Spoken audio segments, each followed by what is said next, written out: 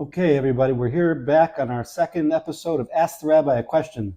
If you have any questions to ask the rabbi, please don't hesitate to write them to us, and we will, bli neder, ask them to the rabbi. So, Rabbi Rabbi Sova, again, thank you very much for joining us today. Pleasure. The first question that we have from my cousin Micha Mandel: how should someone from Chutz La'aretz, someone who's coming from outside of the land of Israel, approach kashrut, the kashrus situation in Eretz Yisrael? Well, one of the great rabbis told us the following. We find that the land of Eretz Yisrael has a lot of inherent kedusha. How do we know that? You find that by these spies, that when they made their first journey into Eretz Yisrael, they had to be on a supreme holy level to go there. And one of the things that's very interesting that they decided to bring back was the fruit of the land. So when the commentators say, why are they bringing the fruit of the land? If anything, bring back some of the artillery, bring some of the people, bring something, bones. There's many things you could bring back. Why do they choose fruit? So one answer they give is that if you really want to know a place, you have to bring the fruit. We find that same concept by Yaakov Avinu as well, that when the Shvatim and the tribes were going to this viceroy who was picking on them, he said, I want you to bring him fruit of the land. Again, it's this idea of fruit represents the best that the land has to offer. And we have to understand that Kedushat Haaretz, the holiness of the land, is intrinsically in the land itself. The poskim talk about if you sell the land of Yerushalayim, you can only sell the house above the land. You can't sell the land itself. That is God's land. It belongs exclusively to Hashem. And therefore, once you understand that, this idea, you also understand why a lot of people, when they go to Eretz Yisrael, they go with a much higher standard than they would, let's say, in the States. A lot of people, they rely on certain opinions or authorities when they're outside of the land of Israel. But once you're in the palace of the king, the land is holy, the fruits are holy. There has to be a certain level of and measurement that you're more cautious when you are there. And you have to be wary that there are certain laws that just you're not aware of that necessarily are relevant outside. For example, Trumot, Masrot, if it was a Nete Revai, Kerem Revai, there's many things that aren't very relevant that if they were to be outside the land of Israel, that it have to be relevant inside the land of Israel. I would urge everyone who is listening and watching, there's a great set of books from Reb Chaim Kanievsky. Hopefully one day someone will translate it in English. And it's called Derech Hamuna. And in Derech Hamuna, Reb Chaim Kanievsky painstakingly goes through many of the different halachot that are relevant to the holiness of the land, specifically the fruits of the land as well. So the short answer to your question is be more cautious and have a much higher level if you're able to. And you're going to the palace of the king, and try as much as possible to up your game when you are there. Okay, so in the United States, we have Hechsher, and we have kasher organizations that certify certain foods and restaurants and other kosher establishments. Can a person rely on all the different kasher organizations and Hechsherot in Eretz Yisrael? Someone told me a great line. He said that politics is another code word for saying gava, person's arrogance. People, when they get involved in, especially when it comes to kashrut, it's a person's livelihood and their arrogance, and that's a real toxic mess sometimes. And especially when it comes to certifying certain agencies or certain restaurants or establishments. And you have to really know. The best thing I found in my own personal experience is you ask for people who live there, and they could tell you straight off the bat. People who know. You ask them, what would you say about this? And people are really honest. They'll tell you, I know for this you could trust and that you can't. I'm a bit of a wise guy. I love going over to people who are the mashgichim and like to ask them like very wacky questions to see if they know. So one question I like to ask is if a person is a certifying rabbi or mashgiach, to ask them if, let's say, it's a meat restaurant. So is everything here Chalav Yisrael? Right. So if the person doesn't know what he's talking about, goes, oh yeah, everything here is Chalav Yisrael. I'm like, okay, we got to move on. You have to really know is somebody, or it's the opposite. If it's a chalavi, if it's a milk establishment, you say, is everything shchita Beit Yosef, or it's only glatt, right? Oh, this is a glatt kosher establishment. You have to clarify what do they mean when they say someone's glatt kosher. They want to say the highest level. Again, there are very fine, reputable kashrut organizations and agencies. They do a very fine job in America and an even better standard when they're in Eretz Yisrael as well. and always ask people who are on the ground. You'll get a very good sense from that, from people that know. People that don't know, they'll just say, I don't know, it's politics. You have to know, you have to clarify, what does that mean? When you say it's politics, does that mean they got in a fight? There was some inheritance involved? I mean, there could be a million things you have to really know. And I have found to be people who are, quote unquote, Rabbanut, which is, I guess you could say, the standard or a substandard according to some opinions. If you really ask the people what it is that they're doing, they're very knowledgeable and very forthright, and they give you a lot of insight. And you sometimes have a little bit of the opposite too. People who are representing, quote unquote, the best, and they don't really know what they're doing. They don't know what they're talking about. Unfortunately, we've had scandals outside of Eretz Yisrael of people who had a very reputable kashrut organization, and they were completely led by the nose because they relied on another person who relied on another person who relied on it. And the whole thing was a scam. So you really have to ask people who are on the ground, and they can tell you. So is it safe to say that you should find a synagogue and ask the rabbi within that synagogue which kashrut organizations and restaurants you can eat in that town? Or Rabbi's great. That's a good thing. Or just ask people who know, people in the know. You've been living there for X amount of years. When you do that, I remember one time I was with my wife and my son, and we went to the Binyamin Regional Council, and they had a falafel joint there, and it was like Rabbanut. And the person there was telling me, he's like, I'm telling you, this is a good place. If you were in my home, I would serve it to you. So somebody I was standing next to, he leans into me and goes, who says I'm eating in this guy's home? All right. But I felt comfortable with him. So I felt very comfortable with him. Somebody says, oh, Rabbi Sova, you just said a second ago, you're going to a higher standard. A higher standard is also making someone feel good too. And if you realize that this person is a regular, upstanding, God-fearing Jew, and you could rely on that, and you could ask them certain questions to see if they know what they're talking about, you could rely on that. So you ask people who are in the know. A rabbi of the synagogue's good. Sometimes the rabbi of the synagogue himself doesn't know. And you have to ask people who live in the area, is this something I could trust? Is it something you feel comfortable? Will you feed this to your family? Do you know any issues that may be relevant to me understanding that? And most people are good people. They'll not lead a person astray, especially if you look like a God-fearing person. If you're already asking, that means that you care. Most people, if they see that, they're not going to lead you astray. And you could assume that a Jew is serving you kosher food, and obviously he's not going to mess you up. Okay. Not absolutely connected to the question we just asked, but I believe we're getting closer to the reestablishment of a Sanhedrin. Who's going to be the person to choose as the members of the Sanhedrin? Napoleon many years ago tried to establish that, and that left a very sour taste in the rabbis' mouths about that, because who's Napoleon Bonaparte to decide? He's a revolutionary leader. There was a very big schism between Lubavitch and other movements about whether or not, when Napoleon was doing his world conquest, should we be supporters of the French army? Should we be anti? Should we be pro the Tsar? Even though the Tsar was a rabid anti-Semite, but the fact is, you know your enemy.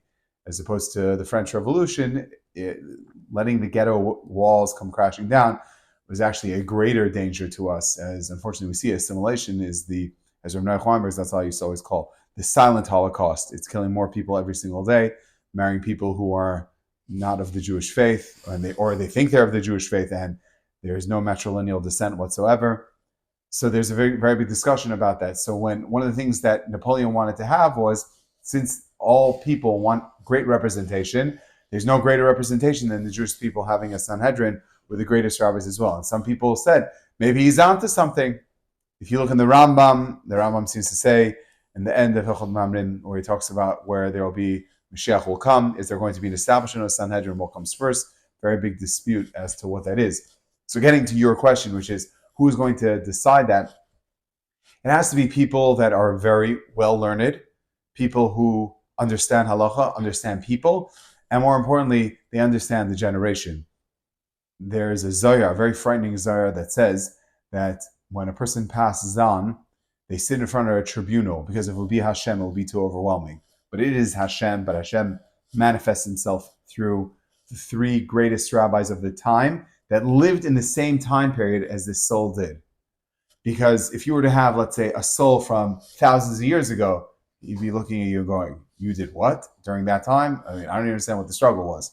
But if you have someone that lived in our time that understands what the struggle was, they'd be able to say, okay, that unit, but this, come on. Or this, really? I mean, okay, well, what? In other words, it's more understandable for the soul to have a correct psak halacha, if you will. And it's the same thing as well. People of the Sanhedrin have to know what it is that people of that generation need. And there are certain parameters they have to fit. For example, they have to know Kol HaTorah Kula. They have to be literally this week's parsha. It's great that you chose it in this week's parsha. Anshe Chayil, people who are Ashirim. And if you look, Rashi over there says that they have to be wealthy people. What does that mean, wealthy people? So if you look, later on it says, again, that same term. Moshe chose Anshe Chayil, people of valor, people who are warriors. What do you mean they're warriors? As opposed to the other ones, Sanevotza, Anshe Emet, like it doesn't say any of those other things.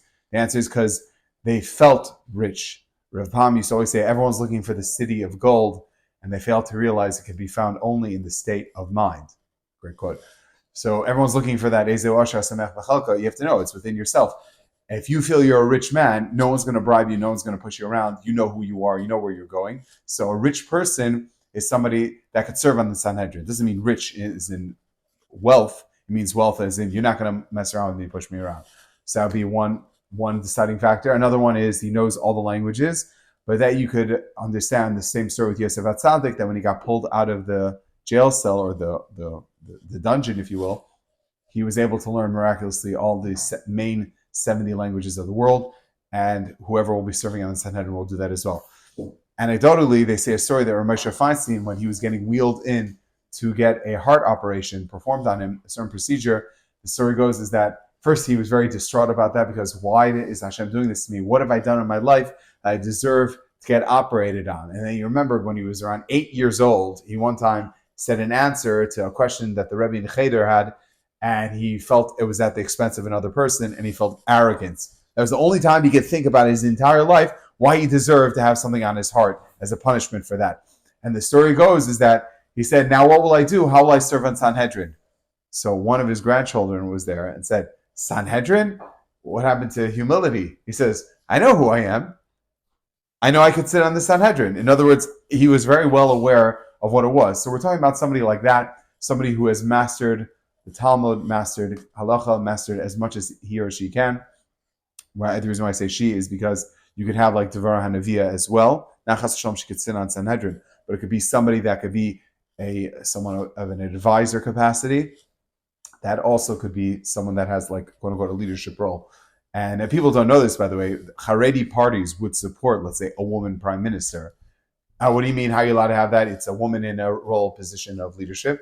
The answer is we find that in our history. We don't give it to them, but if they're the one that could lead us, then they could lead that as well. So I'm going a little off the topic, but in answer to your question, for a Sanhedrin, we look to our rabbis for the guidance for that. If they're not doing it, there's obviously a reason for that.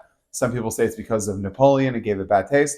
Other people say no, because it has to be in connoissance with the coming of Mashiach.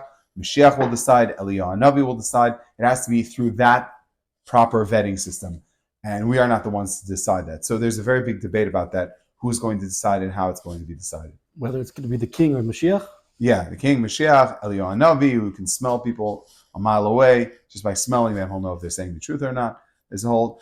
And you should know, another thing is, as the Rambam writes, one of the greatest kindnesses Hashem does for us is that he leaves us great rabbinic leaders who always shepherd us and bring us to Hashem's service in any way.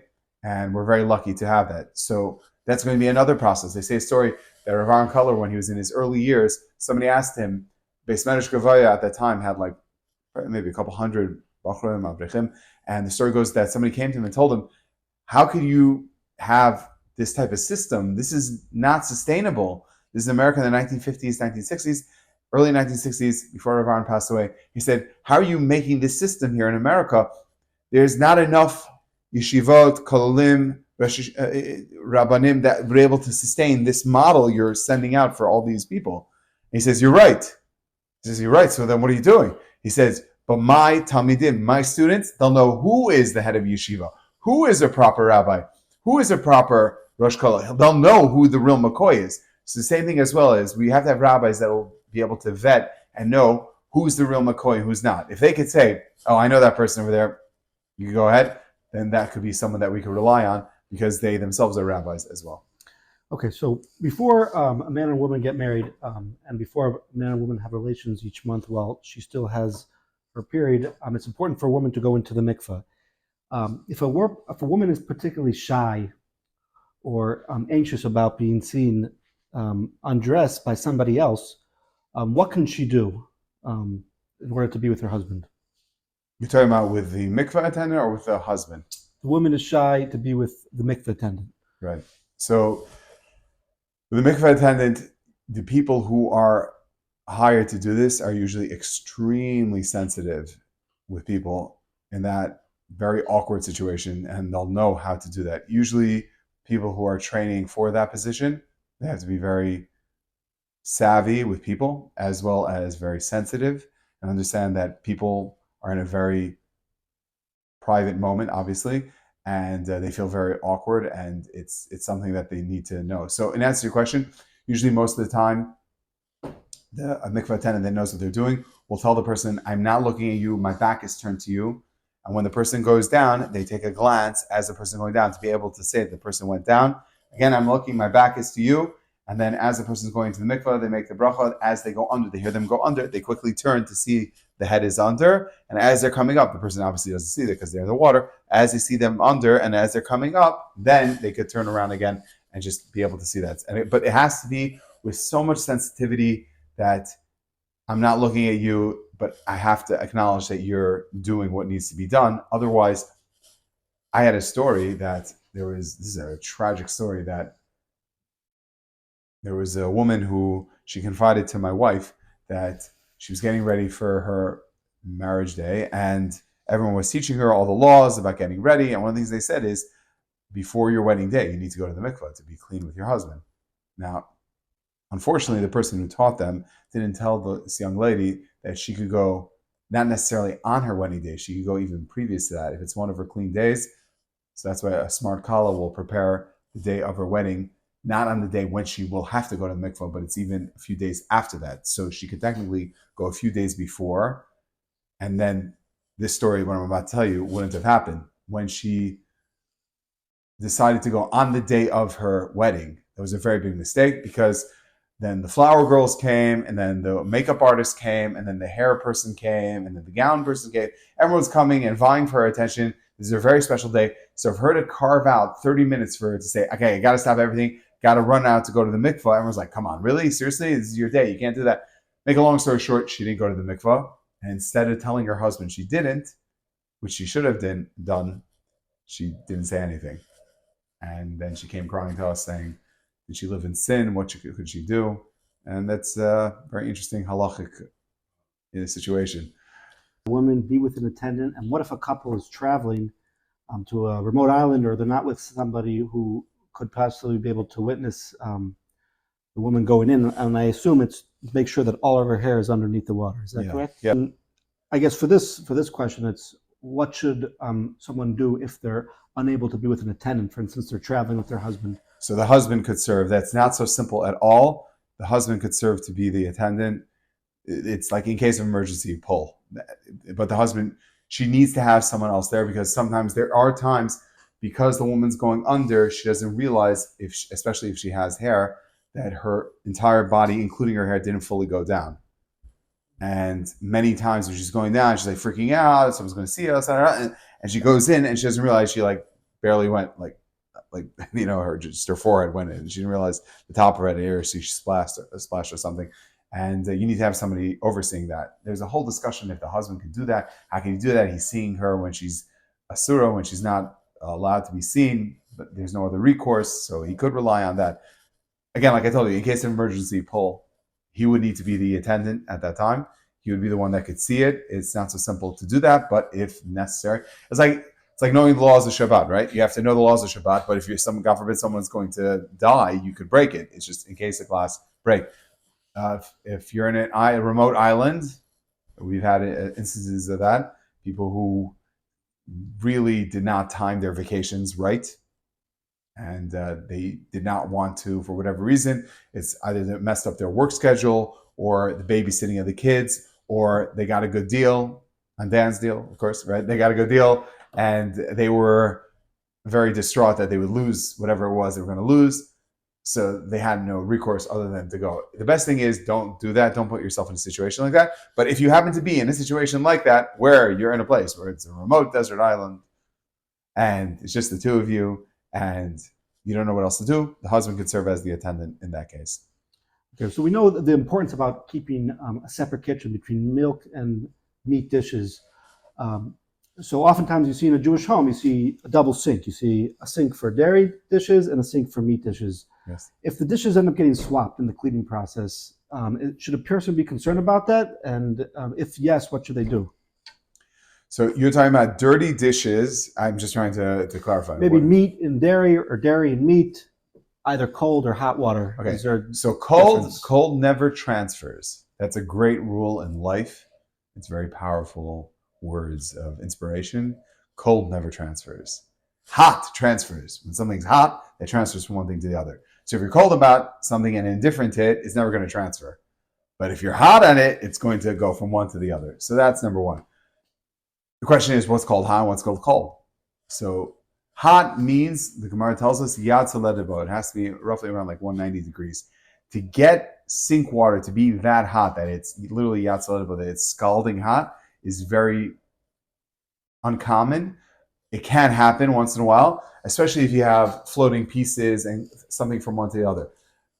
A common question that people do ask is they have a small sink, and in between the sink, the partition is not high enough, and a person, let's say, is dousing all the remnants of the food that they had, and meanwhile the other side is also just as full, and you have the soap and bubbles and suds and everything, it's splashing all around, and it's really hot, it's splashing from one sink into the other one. So that would be a question. So first of all, this is really hot. Second of all is it's with soap.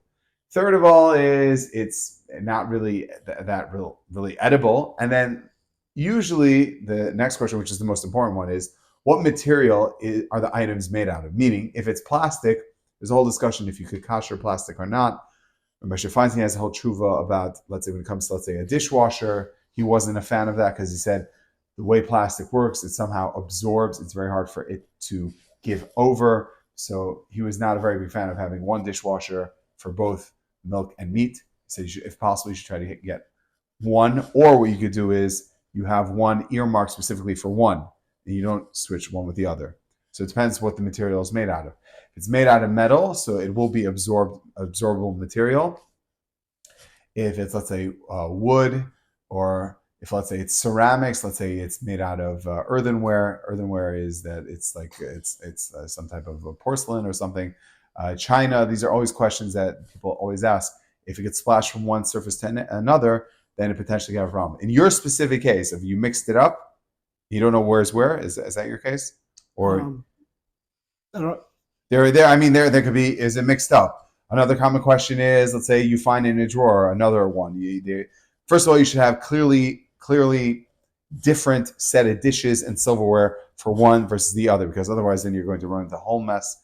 And what you do in that, I always tell this to people, I'm sorry, mashkichim, if you're going to lose a lot of money on this on Pesach, which is that technically all you need to do to kasher or kosherize an item is, if you have bitul b'shishim, which is you take 60 of something and it absorbs that 60 of whatever it may be and makes it completely nullified. And especially if you cook it in boiling hot water, the scalding water will take out whatever impurities it has, especially if it's after been 24 hours. So, for example, if you want to kasher your kitchen for Pesach, make sure you don't use the item or items for over 24 hours. Make sure they're squeaky clean. 24 hours you haven't used the item. Fill up a nice big pot of bubbling hot water. It's bubbling. Then you start dropping things in. Boo, boo, boo. Drop it in one by one. Boom, you started making it all magically kosher. You can use it for Pesach. That's what they did back in the olden days. People would get new sets. So technically, you could do that for meat to milk, milk to meat. However, many of the poskim, they say they advise against that just because you're not sure. Did I do it? Did I not do it? I don't even remember. Is this meat? Is this milk? Well, no, it's meat, milk. No, milk, meat. Right? You're going to get yourself so confused. Then you're going to have to keep koshering over and over again. So what they tell people is get very distinct looking dishes for one set and another distinct looking for another. Silverware looks unique. Other silverware looks unique. If you find it dry in one versus the other, it's totally fine. Pick it out and move it over there. Maybe someone cleaned by accident. You don't have to worry about that. There's so many sveikot that we say it's totally fine for you to take that out. In your case, where it's, let's say, hot water splashing out from one side to the other, Again, if there's soap and it's not that hot, which is usually the case, you could rely on the fact that it's not such a bad deal. But again, always ask your local Orthodox rabbi, because like I said, it depends what material you're dealing with. Is it ceramics? Is it earthenware? Is it made out of wood? Is it made out of metal? There can be a lot of different materials that's made out of. How hot was it? How long was it sitting there? Was there anything there? Was it completely empty? There's so many things. There's so many variables that you need to ask. That's why it's always important, like we say, to always have a rabbi on your speed dial that you're able to call them and ask them. So someone was asking me if it's impermissible to sit on the ground on Shabbat. Is that a real question, or is that something that I just... No, there's no problem with that. The only problem that could be on that is you're just dirtying yourself. If you're talking about ripping out the grass, that they say is you shouldn't run on high grass, because you're going to for sure rip it out as you're walking through it, because you want the grass to be away because it's impeding your ability to run. But if you're just walking very candidly and strolling in and out, that's totally fine. So there's no issue. A person can sit on the lawn, yeah, and enjoy the sun on Shabbat. Enjoy, yeah. I did hear one time somebody say that when you're sitting on the lawn and getting a suntan, you're doing tzovea, you're coloring. But that's not, you're right, it's not. So we all know that probably the best activity the person can do on Shabbos, besides for davening and the tzibur, or eating a nice meal with family, or singing songs, or learning Torah. But if a person wants to play games, for instance, they want to play board games, are there certain board games that are permissible and certain that are impermissible? And what should a person look for? Games such as Monopoly, where deals with fake money, some people say that would be potentially a problem because you're having a business acumen being acknowledged and engaged, and you should try to avoid any type of haggling, arguing over money, because now it has a value. So they say that's not in the spirit of Shabbat. So you should try to avoid that if you can. Something that people are not aware of is, for example, if you were to play a game that were to have pieces that you have to rearrange, you're literally potentially going to do the melacha of borer, which is you're separating. What's separating? Separating that we would say it's asur is you take the good from the bad. That is according to is the good. The good. In other words, what someone prefers. You're pushing. Most people, what they do is they'll push away the bad in order to take away the good. So if you push away the bad to take away the good, that's asur. But if you're picking out good, just good, that's fine.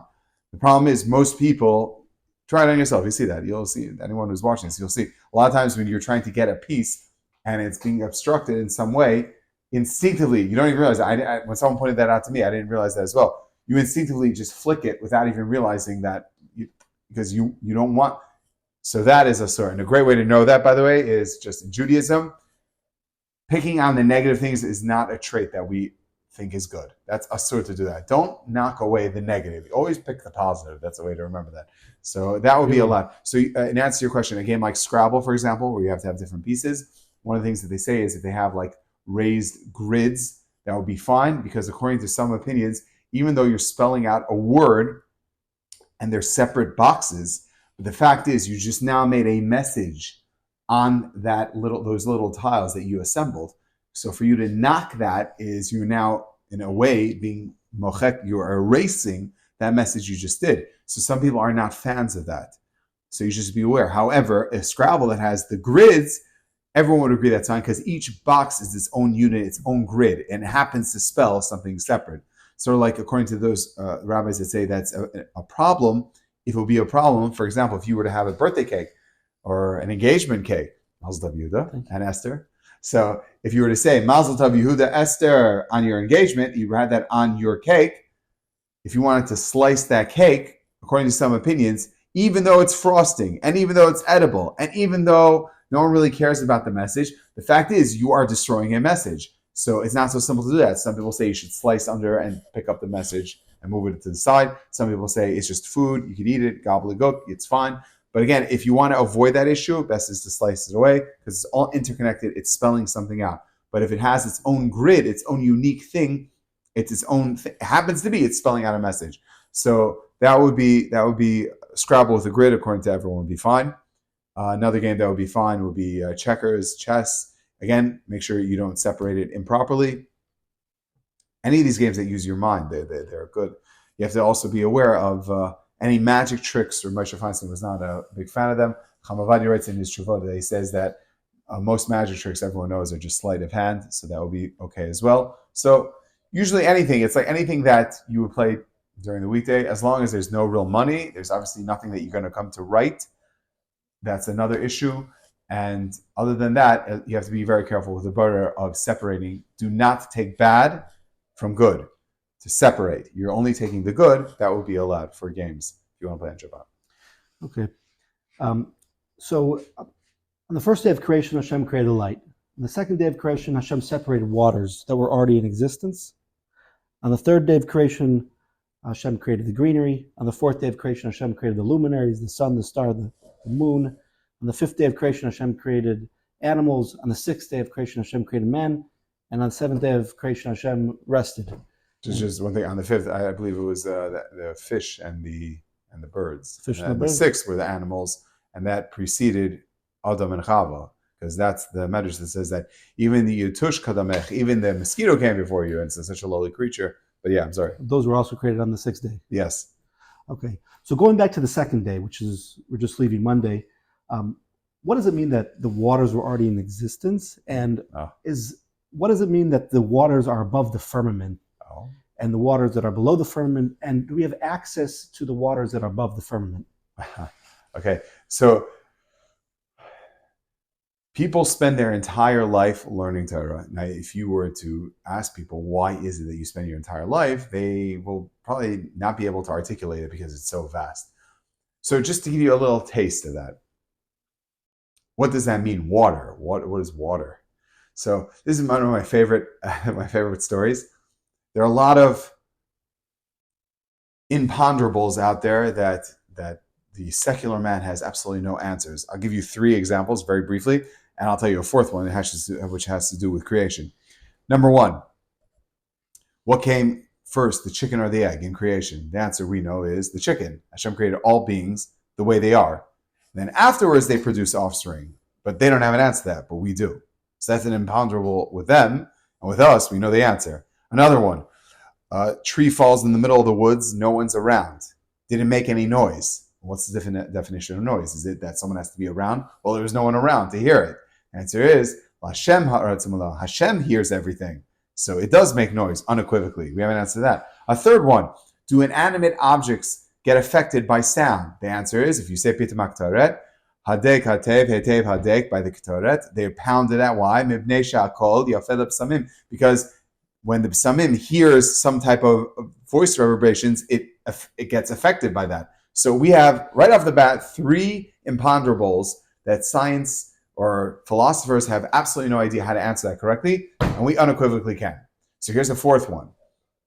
NASA, for many years, was wondering how are they going to train their pilots to be in space, because they don't know the ratio of the gravitational pull versus what it is in America. After many, many, many, many different times that they went up and they tried using all these different seismic things that they had to weigh and everything, they came out, it's roughly the same equivalent of people being in a swimming pool. Now, what's really cool about that is, if you look in Rashi says, there's 2 explanations how the name Shamayim got its name. Sam Mayim, Hashem was having up there water being held, or Sham Mayim, up there is water. What's Rashi saying?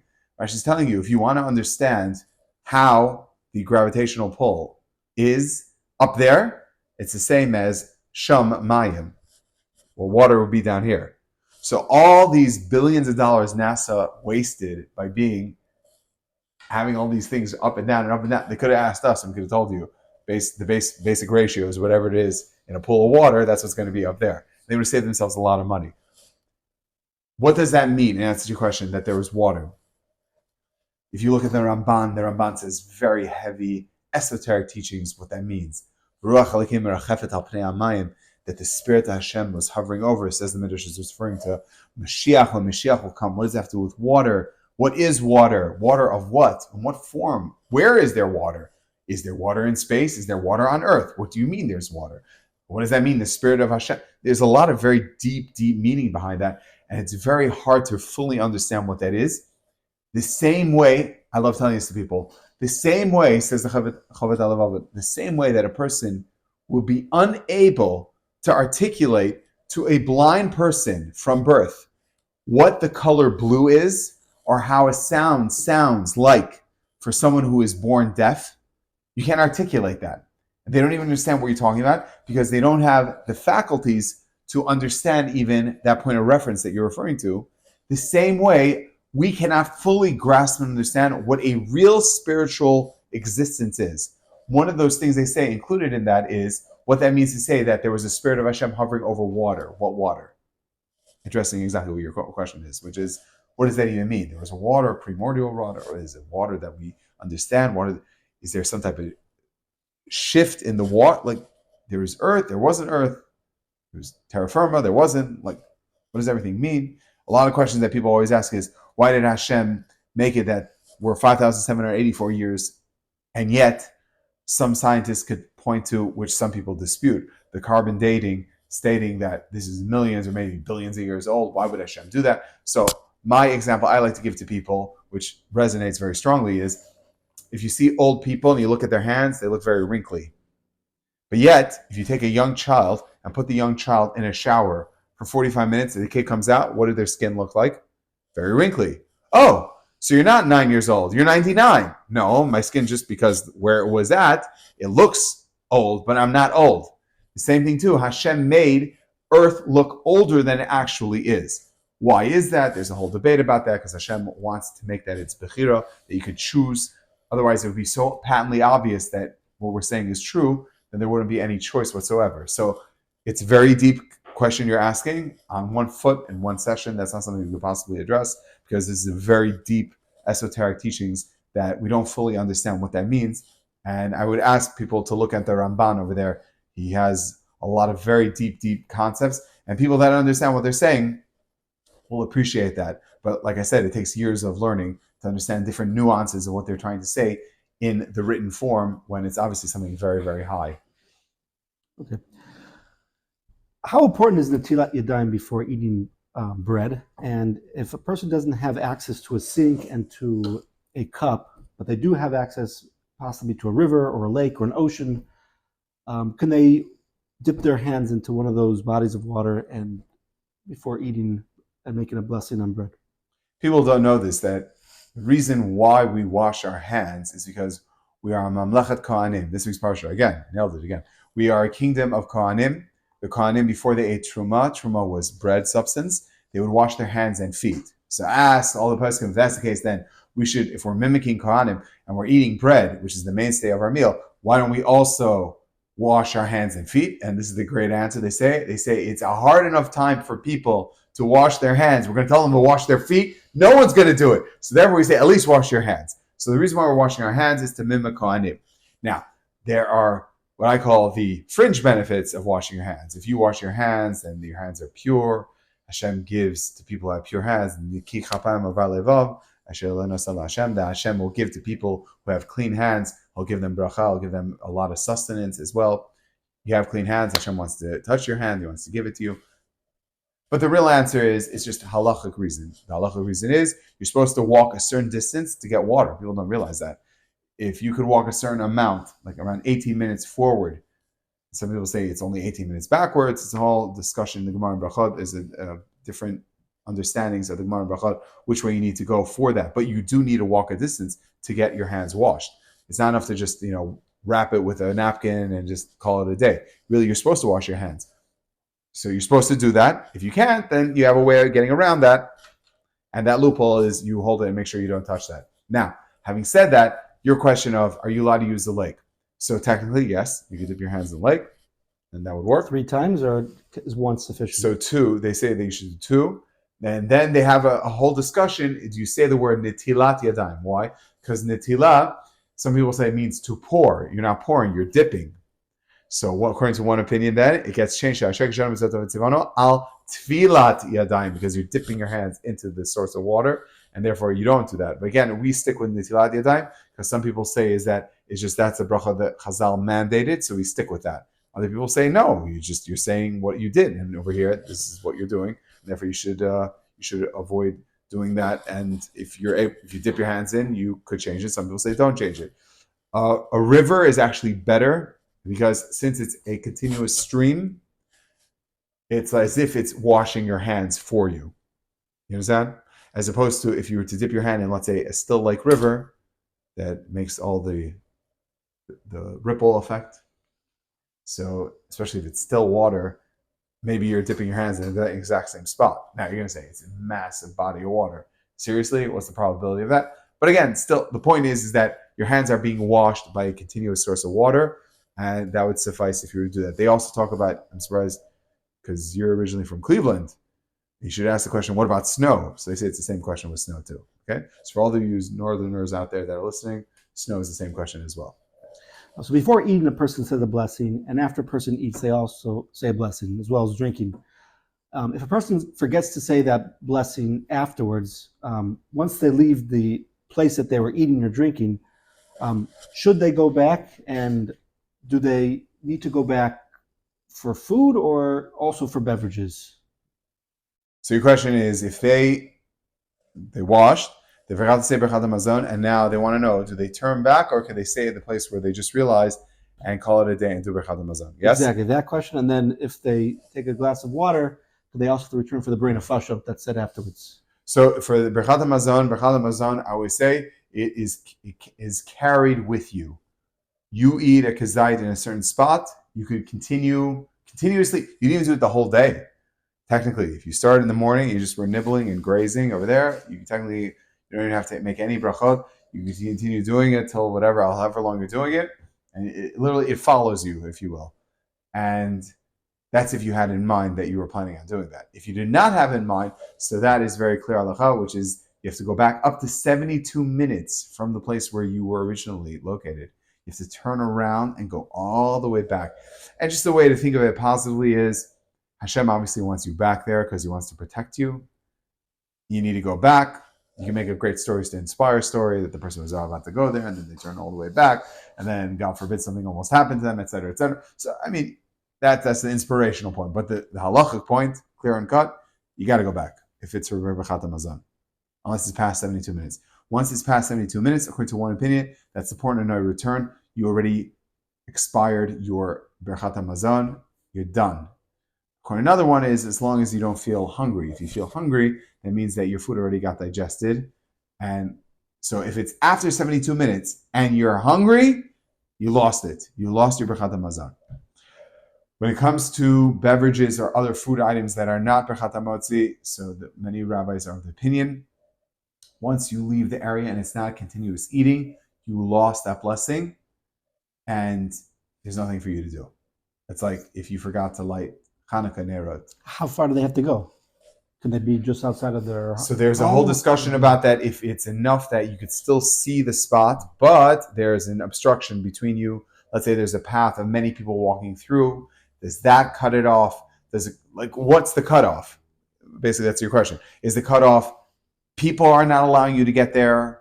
Or a very common example is, let's say you could see very far away. So even though there's a lot of people in between you, but you could see far away. So technically, is sight connecting you? Do you need to see the table or do you have to see the door? Another question is, let's say you're very in close proximity to another place, but there's a door or it's another room.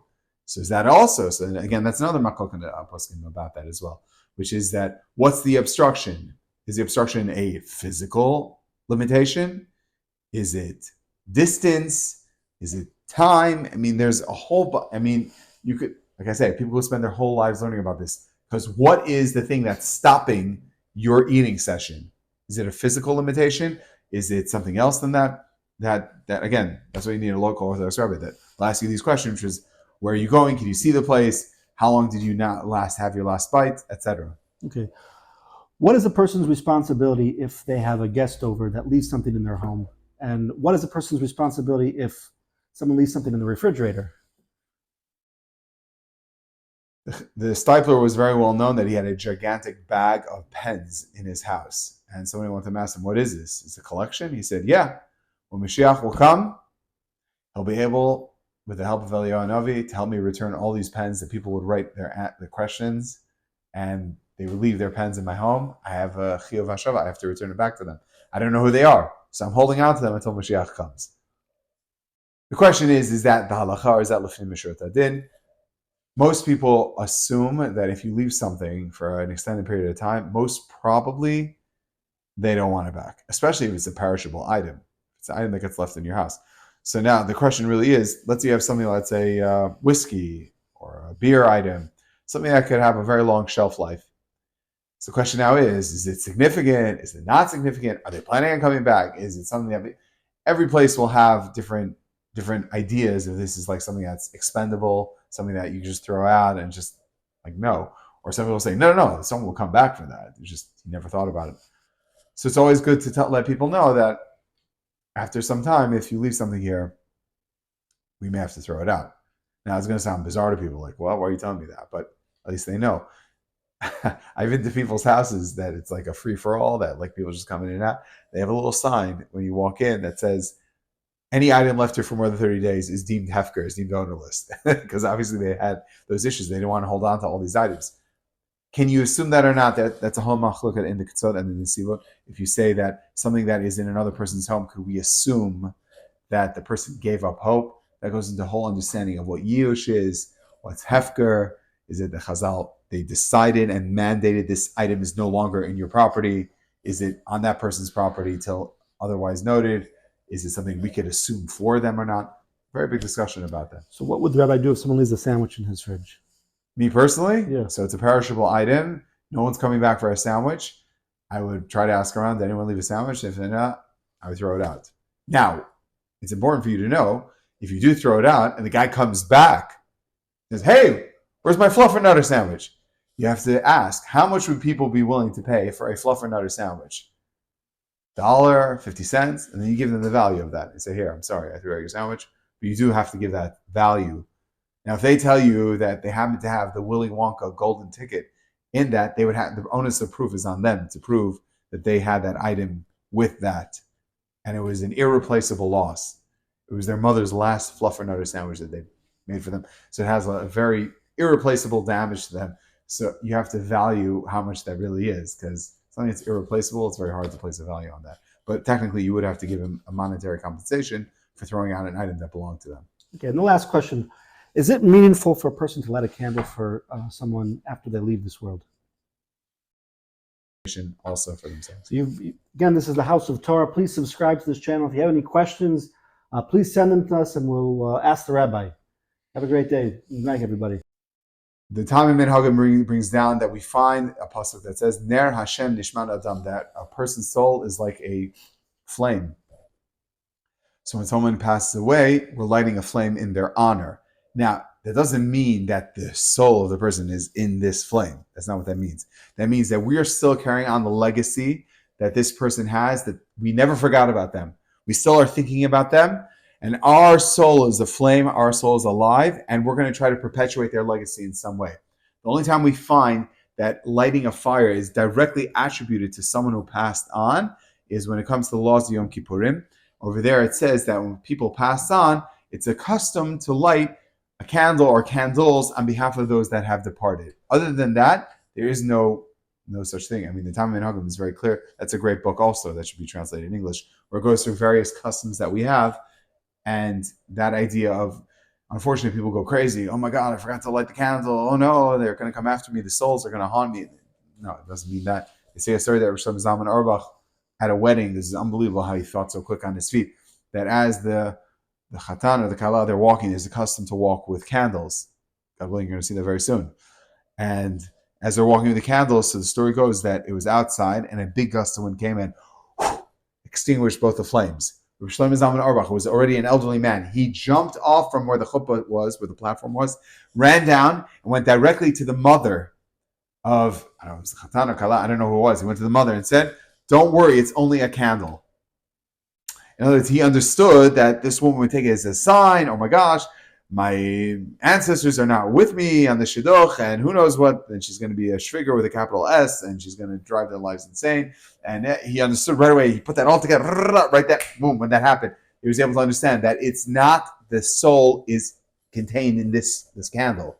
It's just a sign saying that we're being guided by the light, a physical light of what our ancestors set for us, and we're hopefully continuing and hopefully illuminating in the same way that they led for us. So that's the same thing as well. A person should light their own path and make illumination also for themselves. So again, this is the House of Torah. Please subscribe to this channel. If you have any questions, please send them to us and we'll ask the rabbi. Have a great day.